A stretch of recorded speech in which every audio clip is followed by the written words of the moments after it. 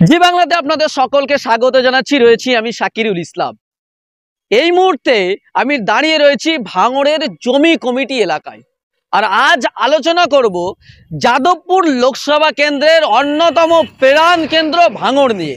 ভাঙড় কোন দিকে যাবে, ভাঙড়ের মানুষ কাকে ভোট দেবে, কোন দলকে ভোট দেবে ভাঙড়ের মানুষ, এখানে তৃণমূল কংগ্রেস লিড করবে নাকি এখানে বিজয়ী দল বিধানসভা নির্বাচনে আইএসএফ লিড করবে, নাকি সিপিএম নাকি বিজেপি, কোন দল ভাঙড় থেকে লিড দেবে? বলা হয়ে থাকে যাদবপুর লোকসভা কেন্দ্রের হৃৎপিণ্ড হচ্ছে এই ভাঙড়। ভাঙড় থেকে যে দল লিড দেবে সেই দলই যাদবপুর লোকসভা কেন্দ্রে সাংসদ নির্বাচন করতে পারে। অর্থাৎ যাদবপুর লোকসভা কেন্দ্রে কে জয় হবে, কে জিতবে, কে এমপি হবে তা নির্ভর করে ভাঙড়ের ভোটাররা। ভাঙড় থেকে সবসময় কোন রাজনৈতিক দলকে একচেটিয়া ভাবে ভোট দেওয়া হয় আর সেই দলই বারবার এখানকার সাংসদ হয়। আমরা সিপিএম এর আমলে দেখেছি সিপিএম কিন্তু বারবার এই যাদবপুর থেকে জিতেছে।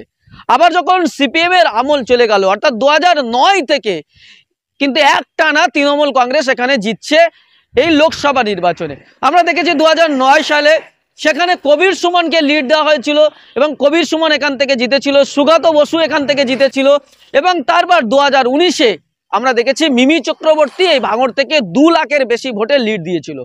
এবার 2024, এবার ক্যালকুলেশন কি হবে, কারণ ভাঙড়ে 2021 বিধানসভা নির্বাচনে আইএসএফ লিড দিয়েছে, আইএসএফ জয়লাভ করেছে। ফলে সেক্ষেত্রে এই ভাঙড়ে কি হতে পারে, এবার বিধানসভায় ভাঙড়, এবার লোকসভায় ভাঙড় কোন দলকে সাপোর্ট দেবে?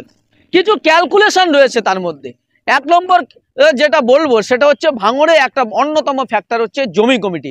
কারণ জমি কমিটি দীর্ঘদিন ধরে আন্দোলন করেছে 2017 সাল থেকে এবং এই জমি কমিটি 2023 পঞ্চায়েত নির্বাচনে লড়াই করে তা এই জমি কমিটি পলিহার 2 অঞ্চলটা তারা দখল করেছে। তাদের দখলে এই পলিহার 2 অঞ্চল, অর্থাৎ এই জমি কমিটি ভাঙড়ে একটা বড় ফ্যাক্টর। কারণ এই পলিহার 2 অঞ্চলের একেবারে 90% ভোটার হচ্ছে জমি কমিটির পক্ষে। ফলে সেক্ষেত্রে এই জমি কমিটি ভাঙড়ের রাজনীতিতে একটা বড় ফ্যাক্টর। দ্বিতীয় হলো 2021 বিধানসভা নির্বাচনে সিপিএম এবং আইএসএফ একসঙ্গে লড়াই করেছিল এবং তার ফলাফল অনুযায়ী বিধানসভায় আইএসএফ জিতেছিল। কিন্তু এবার সিপিএমও আলাদাভাবে লড়ছে, আইএসএফও আলাদাভাবে লড়ছে। তাহলে সেক্ষেত্রে এই ভোটটা কিন্তু আইএসএফ এবং সিপিএম এর ভোটটা কিন্তু ভাগাভাগি হবে। তৃতীয় হলো 2021 বিধানসভা নির্বাচনের সময় ভাঙড়ে তিনজন লিডার ছিল। একজন হচ্ছে ওহিদুল ইসলাম, নান্নু হোসেন, দ্বিতীয় হলো নান্নু হোসেন, 3 জন হচ্ছে আরাবুল ইসলাম। এবার বিধানসভা নির্বাচনের সময় ভাঙড়ের এই 3 ভূমিপুত্র, ওহিদুল ইসলাম তিনি মারা গেছেন, নান্নু হোসেনও তিনি মারা গেছেন এবং আরাবুল ইসলাম তিনি কিন্তু জেলে রয়েছেন। ফলে ভাঙড়ের 3 ভূমিপুত্র যারা তৃণমূলের হয়ে ভোট করায় তারা কিন্তু এই মুহূর্তে ভাঙড়ে নেই। ফলে এটা একটা তৃণমূল কংগ্রেসের দুর্বলতা রয়েছে। তবে ভাঙড়ে এই মুহূর্তে দায়িত্ব নিয়েছেন ক্যানিং পূর্বের বিধায়ক, রাজ্যের তৃণমূল কংগ্রেসের সাধারণ সম্পাদক শওকত মোল্লা।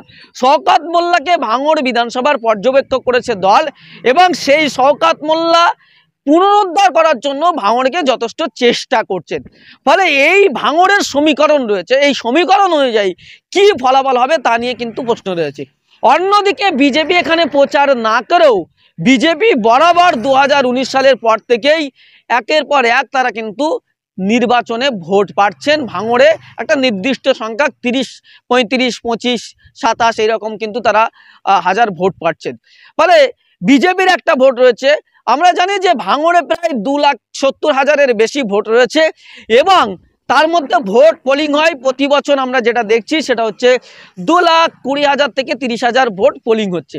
তো সাধারণত আমরা যদি ধরে নিই যে যাদবপুর লোকসভার প্রাণ কেন্দ্র যে ভাঙড়, সেই ভাঙড়ে 2,30,000 ভোট পোলিং হয়, সেক্ষেত্রে এখনো পর্যন্ত যা পরিস্থিতি রয়েছে তা এখনো পর্যন্ত সাংগঠনিক দিক দিয়ে, সমর্থকদের দিক দিয়ে কিন্তু আইএসএফ এগিয়ে রয়েছে।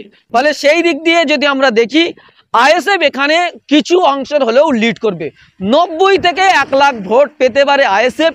অন্যদিকে রাজ্যের শাসক দল তৃণমূল কংগ্রেস 80 থেকে 90,000 ভোট পেতে পারে এবং তার পাশাপাশি 30 থেকে 35,000 ভোট পেতে পারে সিপিএম এবং বিজেপিও কিন্তু 30-35 হাজার ভোট পেতে পারে।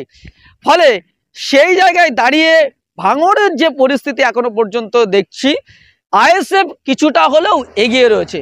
তবে ভাঙড়ের 3 ভূমিপুত্র না থাকার কারণে আইএসএফ যেহেতু সাংগঠনিক দিক দিয়ে এগিয়ে, এবং সেক্ষেত্রে একটা সুবিধা পেতে পারে আইএসএফ। অন্যদিকে আইএসএফ এর অসুবিধা হলো 2021 বিধানসভা নির্বাচনে সিপিএম তাদের সঙ্গে ছিল, সিপিএম এবং আলাদা লড়ছে, ফলে তাদের একটা ভোট কমতে পারে। এবং সেই সাথে সাথে 2021 বিধানসভা নির্বাচনে জমি কমিটি তারা এককভাবে নির্বাচনে লড়াই করেছিল। এবার কিন্তু বিধানসভায় নয়, এবার লোকসভা নির্বাচনে জমি কমিটির যে ভোটার রয়েছে সেই ভোটাররা কোন দিকে যাবে তা কিন্তু অনেক কিছুর উপর নির্ভর করছে। তা জমি কমিটির ভোট কি সিপিএম এ যাবে না আইএসএফ যাবে? তবে এখনো পর্যন্ত যা খবর, জমি কমিটি কিন্তু সিপিএম এর দিকেই এগোচ্ছে বলে তারা সিপিএম কেই সমর্থন করতে পারে বলেই সূত্রের খবর পাচ্ছি। এই হচ্ছে ভাঙড়ের ভোটের ক্যালকুলেশন বা ভোটের রেজাল্ট হতে পারে, সেই যা পরিস্থিতি এলাকা ঘুরে বুঝতে পারছি। ফলে যাদবপুর লোকসভা কেন্দ্রের প্রাণকেন্দ্র ভাঙড় কিন্তু এবার অনেক কিছু পাল্টে দিতে পারে।